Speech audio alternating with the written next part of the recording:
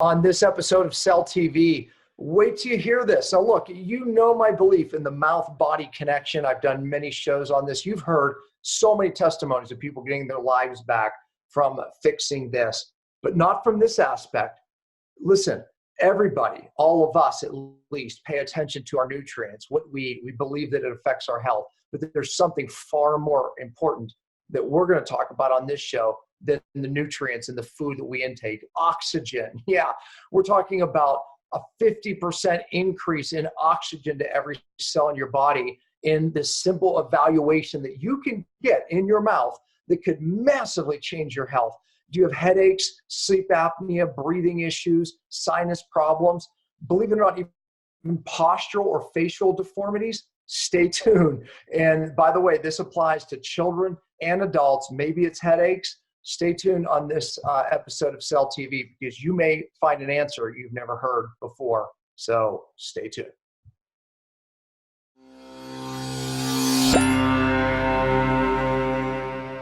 Hello, everyone. Welcome to Cellular Healing TV. I'm Ashley Smith, and today we have an episode dedicated to how a biological airway-focused dentist and certified naturopath would look to address the whole body as it relates to the teeth.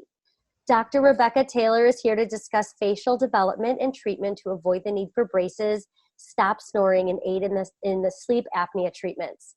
Dr. Rebecca's goal is to treat people, function, and cause of disease, not just teeth or symptoms. Often in dentistry, we forget that the mouth is connected to the rest of the body, neglecting the impact dentists have on whole body health. You can read more of Dr. Rebecca's impressive bio in our show notes. And Dr. Pompa, I know this is one of your favorite topics, so I'll let you two get started. So welcome, Dr. Pompa and Dr. Rebecca Taylor.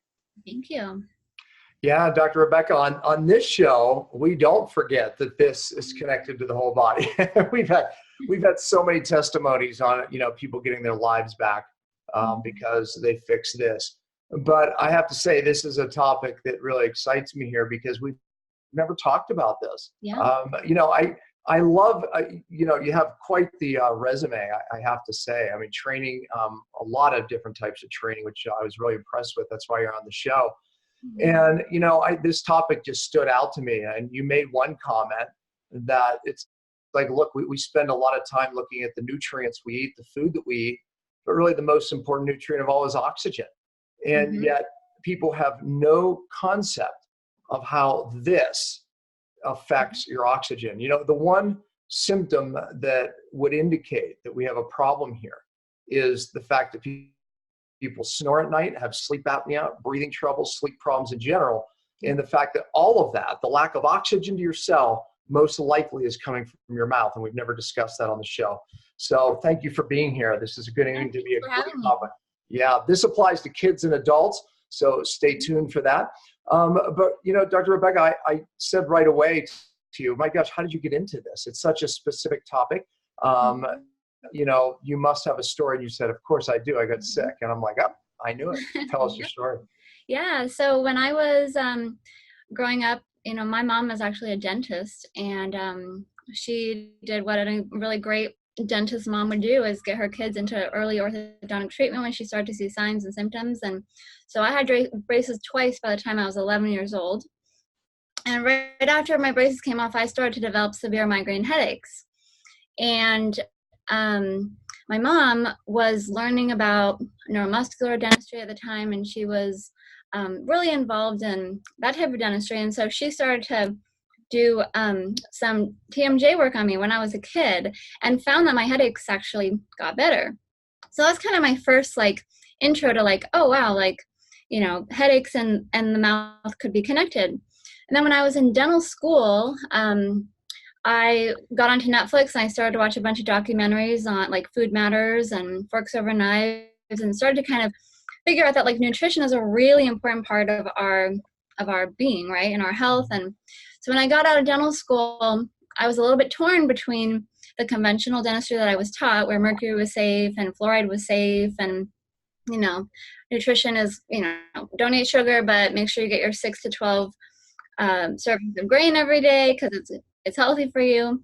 And so I bought a practice right out of dental school, and it was a mercury only practice. There was big shaggy 1970s carpet in here, and I worked for about 2 weeks in the practice, and I got like a severe rash all over my body. And so I went to the emergency clinic, and I'm not one to go to the doctor. I'm a strong believer in food as medicine. Like, my diet is very, very clean. And they were like, well, it must be something that you ate. And I'm like, no, it's not something that I ate. I know it's not something that I ate. And they couldn't figure it out. They wanted to give me cortisone and kind of get me out of there as quickly as possible. So I was talking with a patient actually that came in, and she was I did homeopathy. And she said, well, have you had a metals test done? I was like, no, what is that? And so she did a heavy metal test on me. My mercury was off the charts high, which is odd because I grew up vegetarian. So I did not have a lot of exposure to seafood, mercury. I also never had a mercury filling in my mouth. So it was kind of like, And so that got my gears turning, and I kind of started doing research, and I went to many dental meetings like the IUMT and the Biological Dental Association, the Holistic Dental Association, and the more... You're certified in all that. I mean, you're certified. I am. I mean, I feel so lucky actually that early on in my career, I recognized that there was a different way of doing dentistry, because I feel like that just like so many people don't learn about this type of dentistry until they're 50, 60, and then they start to change practice, right? And by then, it's done a toll on your body, right? Because it's definitely a toxic profession if you're not doing it safely. Yes. So I started learning, and I started realizing that, oh my gosh, I can't even touch patients because I'm just causing harm being a dentist if I don't do it the right way. So it kind of got me on this trajectory of taking a ton of CE in ozone therapy and safe mercury removal and cavitations and, root canals, all of these things. And I went to a naturopathic program, and I realized that the most important nutrient is not food.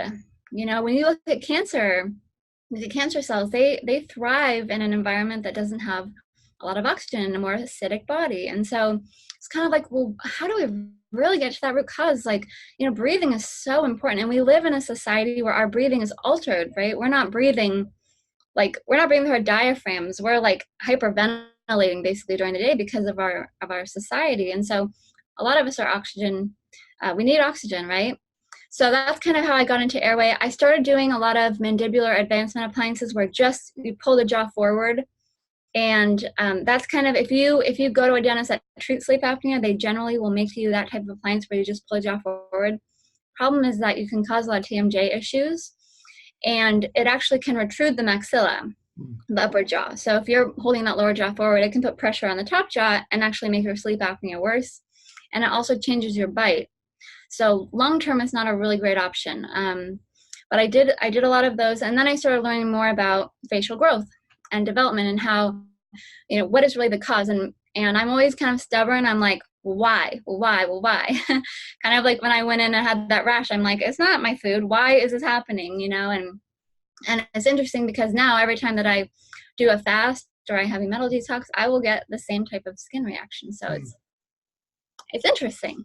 So anyways, that's kind of how I got into it. And I started seeing mostly adults, treating them for sleep apnea. And then I realized that to really make a big, big change, I really need to be treating kids when they're growing and developing, because that's where we make the biggest impact on the next, treating the next generation. And catching them when they're growing is so much easier to treat a kid versus an adult. So. Yeah, no. So it's that brought you to where you are with, basically how do we change the bite or straighten the teeth without corrupting, if you will, the oral cavity to the point where we can actually cause problems. So to your point, regular orthodontistry, sometimes it can work, but sometimes it goes bad, right? And it can make things worse. Talk about that, because that leads to some modern day solutions here. So orthodontics is moving the teeth. Okay, so that's like, my teeth are crooked, put braces on. Braces are the best at straightening the teeth, like hands down.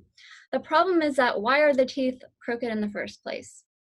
the teeth are crooked in the first place because the jaw, the upper jaw, and sometimes the lower jaw too, didn't develop fully.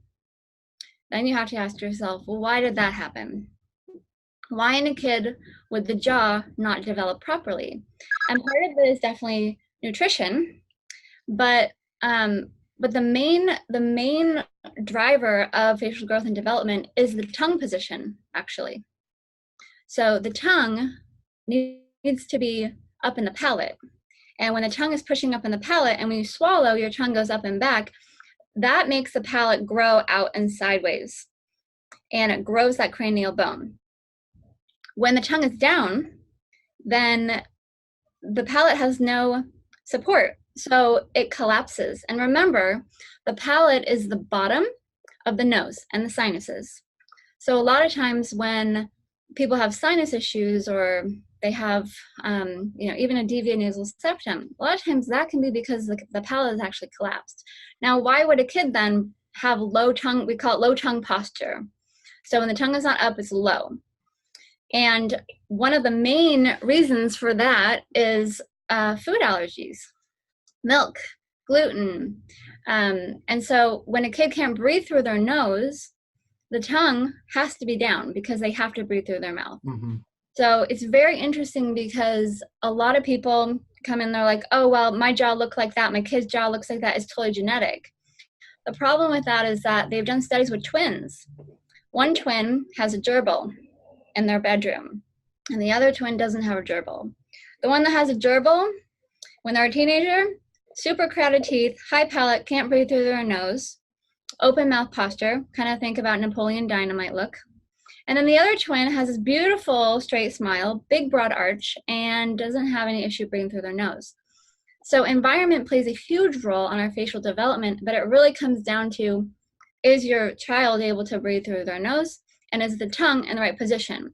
Another thing that can affect that tongue posture is a tongue tie. And tongue ties are really common now. In fact, they're starting to link tongue tie with the MTHFR gene mutation. So when that tongue is tied and it is not able to get up into the palate, then that also can cause alterations in growth and development.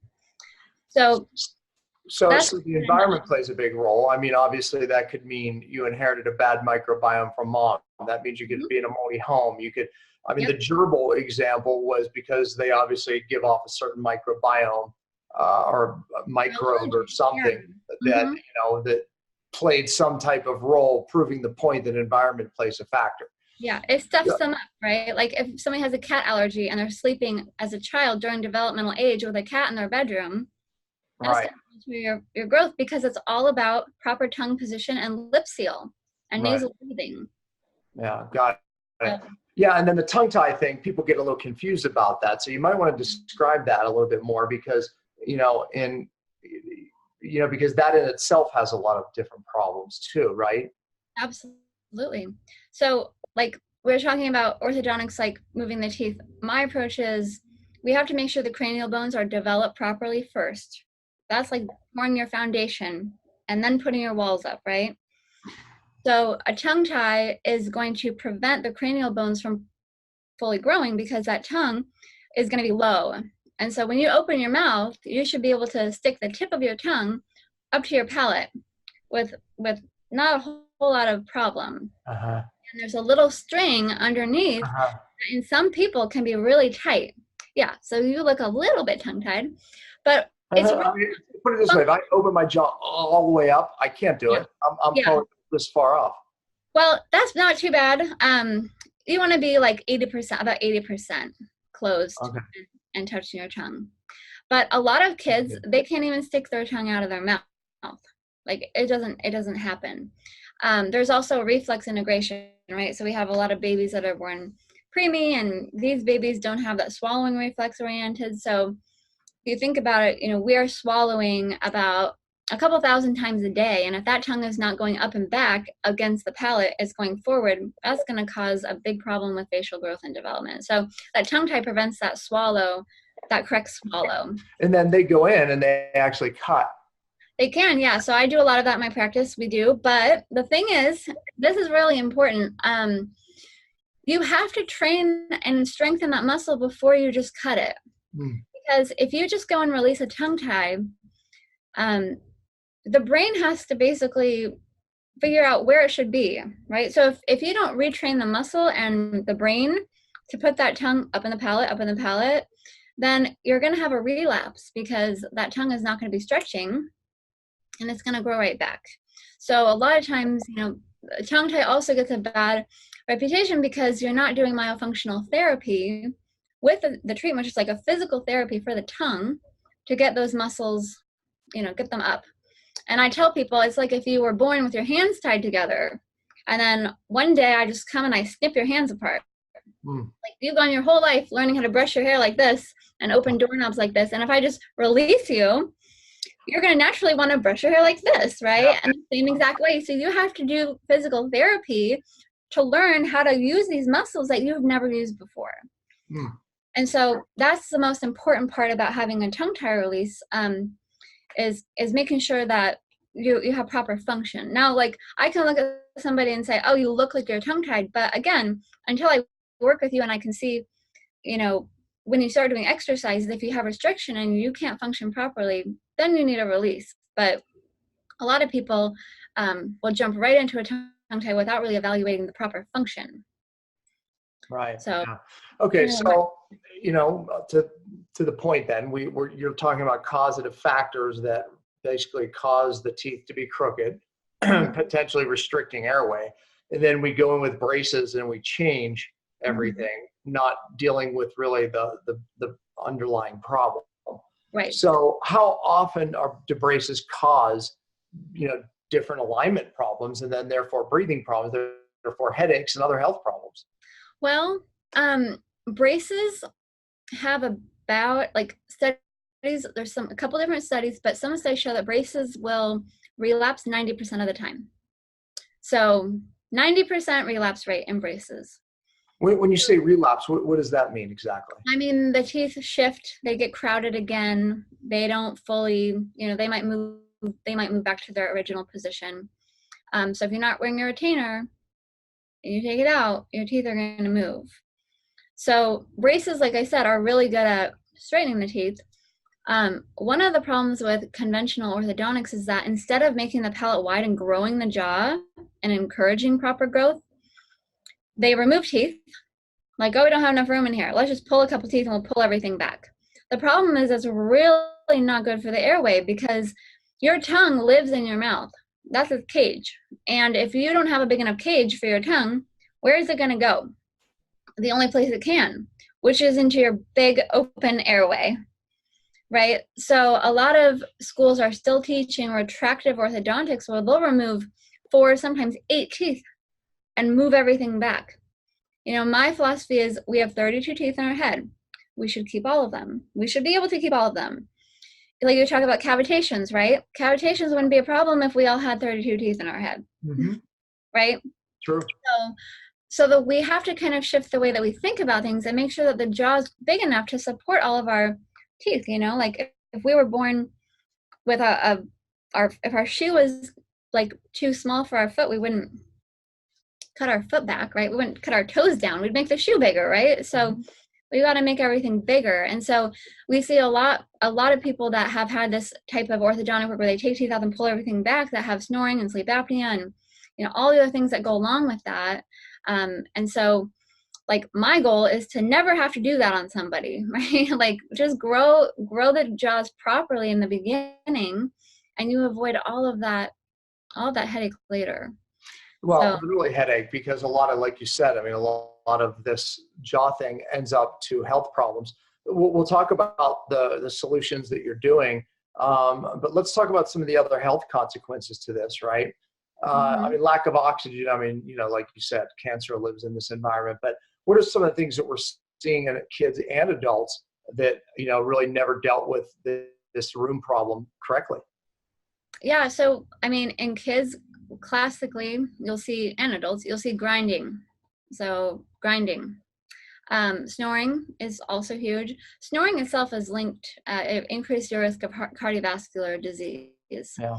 So when your body is not getting good oxygen, your brain is like, okay, heart, we need more oxygen. We need to pump harder. So that's why you see increase in blood pressure and you see heart issues. Strokes become more common. Cancer becomes more common because the oxygen issue in the body. In kids, we see more bedwetting and not being able to focus in school, ADHD, and depression. So also digestive issues. If a kid is not swallowing correctly, if they're swallowing air and they can't create a good palatal seal, they have acid reflux, or they might be burping a lot, or they might not be able to digest their food as well. So they'll have tummy issues. So in kids, like we see these early signs, and then in adults, you really start to see the posture issues. You start to see the heart issues. You start to see, more stroke, more cancer. Diabetes becomes harder to manage because your tissues are not getting good oxygen, so you have issues healing. And then you also see the gut issues with adults too. You'll see acid reflux from them trying to breathe so hard and that diaphragm is pumping and you can't get that acid will come up during their sleep. And then of course, not good sleep, right? So if you're not getting into good REM sleep, your hormones are not able to be released. And in kids especially, like we see a lot of kids that have failure to thrive, and when we treat their airway, they shoot up. It's really fun to see, but they can grow because their hormones are actually affected. So what about some of the early warning signs? I mean, even in adults, I mean, people are doing Invisalign. What are some of the early warning signs that we just changed something perhaps not for the better? Well, if you've had orthodontics before and you still have crowding, that's a problem. There's some kind of dysfunction happening. Grinding your teeth, acid reflux, blood pressure that's uncontrolled, diabetes that's uncontrolled, snoring is big, waking up not feeling refreshed, neck and shoulder tightness and jaw, like TMJ issues is linked. Like hormone imbalance. I mean, pretty much like oxygen is really, really important. And if you'll see it in every system. Well, so, even just from a structural standpoint, you mentioned postural change, which then could lead to headache, upper cervical neck pain. I mean, I'm thinking of things that people would be like, yeah, that happened after I got my braces. Yeah. And I mean, it's not just about braces. Like if your jaw didn't develop properly when you were a kid and your teeth came in and now you have a little bit of crowding, or you had to have your wisdom teeth out because there wasn't enough room. Like those are all signs that the cranial bones did not develop properly. And then what are some of the signs? How do we get evaluated? Meaning that, like, how do you evaluate this if you have room? Well, I mean, one of the things would be when you suction your tongue up into your mouth, does it fit? Because the tongue should fit up in your palate. What does it mean? Like, does it fit? Mine fits. I mean, what do you mean? If you stick your tongue out and you see little ridges on the sides, then that can be a sign. If you have a really high palate, so like if you can stick your thumb like really high up into your palate, that can be a sign. Like if you're snoring, if you're not waking, I usually because it's like the dental part is so foreign to most people, I usually just go off of your symptoms. If you're feeling tired, if you're not feeling refreshed, like if you have any of those things I talked about, it's good to be evaluated. Yeah, exactly. Because I mean, we go, what's high, right? Yeah. I don't know. This is the only thing I know. Yeah, does my tongue fit? Preparing myself. Exactly. Yeah. Or like you can try open your mouth and see if your tongue can touch your palate. Right. Like I did. I was about 80% there. Yeah. So you're fine. But somebody else, like a lot of people, they can't even get 50%. So that could be inhibiting their function, right? Right. All right. So let's talk about the solutions. How do we make space? How do we expand our jaw, so to speak, which is expanding our skull? Yeah. So, I mean, there's over 20 cranial bones, right? And the upper jaw, the maxilla, and the mandible are just two of them, but they're big. They're big, big bones in our skull. So you have to go in and stimulate the stem cells and get the cranial sutures to start opening up, and then the body will lay down bone. So we used to think for a long time this was not possible in adults. Like, I think some of the orthodontic community still thinks this is not possible. But it is very possible. The cranial bones don't fully fuse. Right. They have to be able to move and articulate, right? Absolutely. So when you go in and you guide growth, you're basically growing the jaws. And you can do this in kids and adults. And you have to make sure you have good, solid foundation. So what I tell people, like especially my adult patients, is that when you grow in 3 dimensions. You grow side to side, you grow forward, and you grow up and down. So you might need a lot of growth side to side, but not a lot of forward growth. This person might need a lot of vertical growth and not a lot of side to side growth, right? Or some people need everything. And so that helps me know how I need to treat you, because there's lots of different appliances. You know, we talked about the DNA appliance. That's one type of appliance. That appliance is really good at growing you side to side and forward. But if you need vertical growth, it's not the best. So you have to have really good diagnostics to know where are your cranial bones and where do you need growth, basically. And then once you make, like at the end of the day, goal is the same. It is develop the jaw enough so that the tongue has enough room, so that the cranial bones are able to move and they can hinge, right, and be fluid, and make sure that the upper cervical spine is in the right position, right? Like that's the bite is kind of the key to the cranial bones and the upper cervical spine. So we have to look at all of those things. And it's fascinating to me because I've been doing this for a while now, and you see so much change in facial symmetry when you develop the bones properly. Wow. Like people have one eye that's squinty and up here, and they'll have their chin will be off to the side here. And when we develop them and get proper function, their faces completely even out. It's really cool to watch, actually. Yeah, wow. Yeah, it makes sense. I mean, you know, my past was structural correction chiropractic, and I could tell you the relationship with the mouth and the neck and the whole posture is unbelievable. Yeah. So when you get the bite, you know, the bite is kind of that key.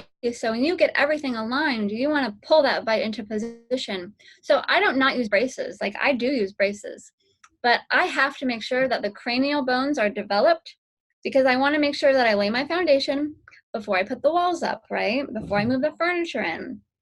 So it takes a little bit longer to do it, but the great thing about this is you don't have the relapse rate. And if you're getting that tongue positioned up into the palate, lips sealed, nasal breathing, then you don't even need a retainer. Your tongue is your retainer. Wow, that's pretty incredible. So what's your relapse rate, or this technique's relapse rate? If you make sure that you have proper function, so it's all about the tongue.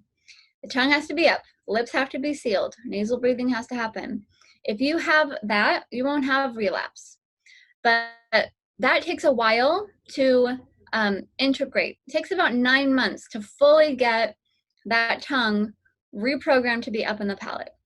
So especially like with kids, a lot of them, mouth breathing is a habit.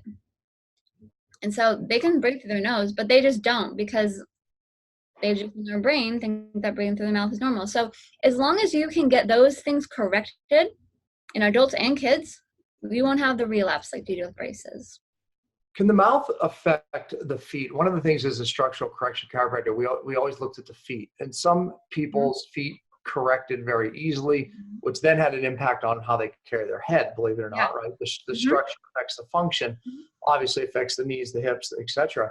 But can this affect the feet and therefore the rest of the spine?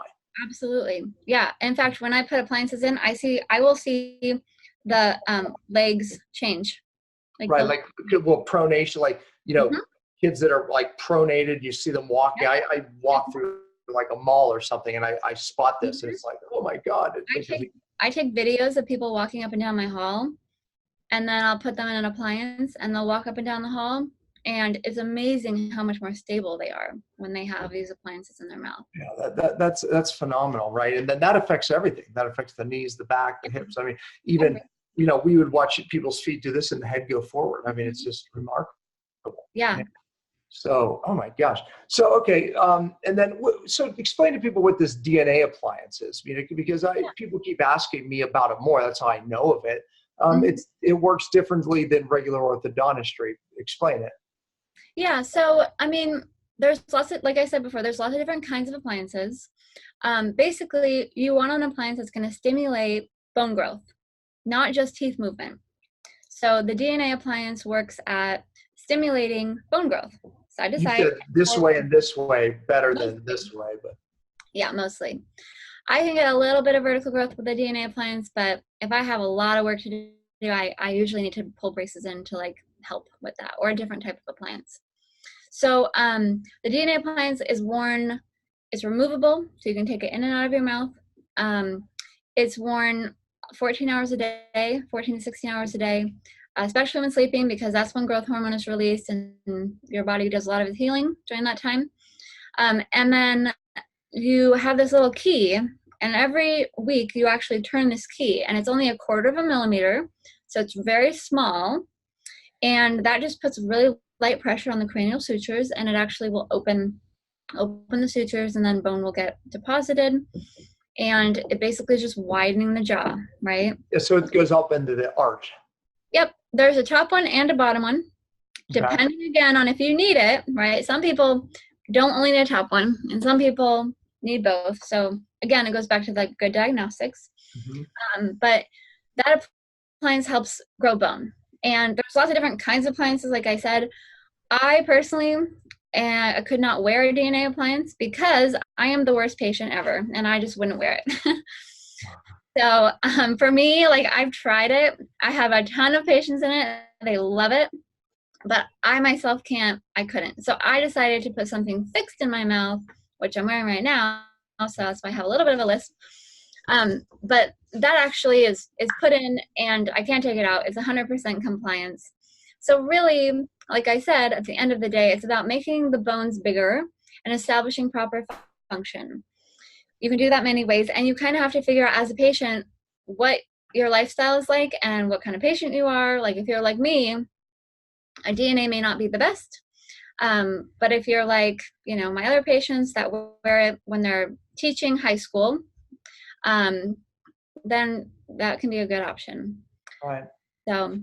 So there's not a lot of dentists doing this. And we had the conversation before we got on air, that conventional orthodontistry says, boo-hoo, just braces in, right? I mean, but like you said, to change the paradigm, it takes a lot. I mean, they're still doing root canals. They're still doing dangerous things. I mean, on both sides here. So that means nothing. But how many dentists are doing this, and how do you find a dentist who is doing this? And you can give your information, because I'm sure you have people flying from all over. I don't know exactly how many people are doing this. When I was doing DNA appliance, I think there was only about 80 doctors in the country that were doing it. Wow. But there are other appliances too, like the Alpha appliance is also a great appliance. The AGA appliance is great. That's what like LVI teaches that. So you want to look for an orthodontist that's going to do functional orthodontics. And I think that I take it a little bit even further than just growing the maxilla and the mandible, because I work with an osteopath, I work with cranial sacral therapists in my office, and we work on making sure that the cranial bones and the upper cervical spine and the sacrum, all of that is good before we even start our mouth treatment, because again, the bite is the key, right? So I don't know actually anybody who is doing all of that in their office. But if you go to like the DNA website, like vivoslife.com, they have practitioners. If you go to it's like ALF International, you can find a practitioner doing that. Of course I do it. I'm Green City Dental in like Seattle area. Yeah, we'll make sure we put your information. Do you have a website? I do. Give it. It's greencitydental.com. Okay, greencitydental.com. Yeah, I mean, you take it to even a step further. I saw what you do. I mean, you've had training in just about everything that we talk about on the show. I mean, correct amalgam removal. Are you doing cavitation work as well? We do some of it, but my passion is really in facial development and airway. So my associate does some of it, and I've taken classes in lymphatic drainage and ozone therapies, and Yeah, you've So done all the ozone training. I saw that as well. yeah. Yeah.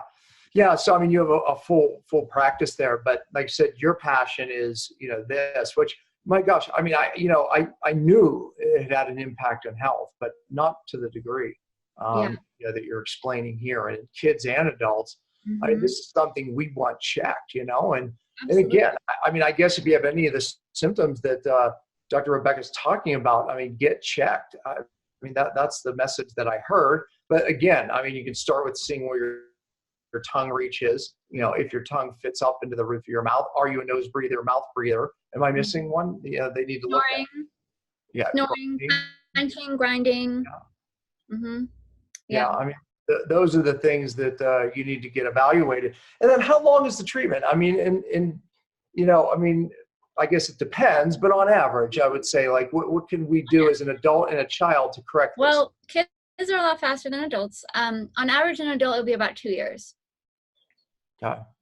And again, it's something that, depending on what's going on, it's functional. I mean, you can Right.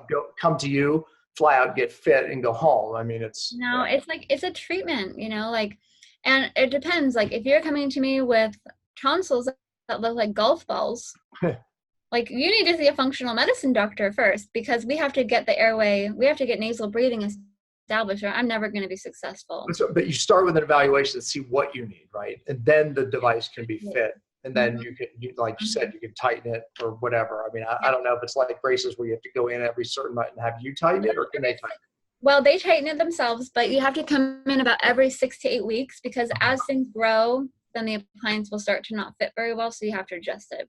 Got it. Yeah. So, yeah, I have some patients that like will fly in or they'll dry, and I can push it out to about 8 weeks, but ideally, you really do need to be seen.